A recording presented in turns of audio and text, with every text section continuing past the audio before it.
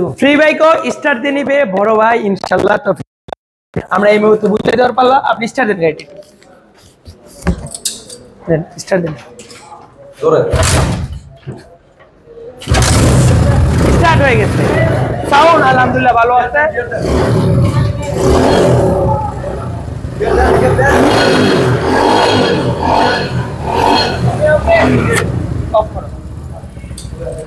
তো বাইকে এখন বুঝাই দিচ্ছি, ভাইয়ের জন্য সবাই দৌড় রাখবেন। ভাই সে সিলেট চলে যাবে, সিলেট মৌলভীবাজার।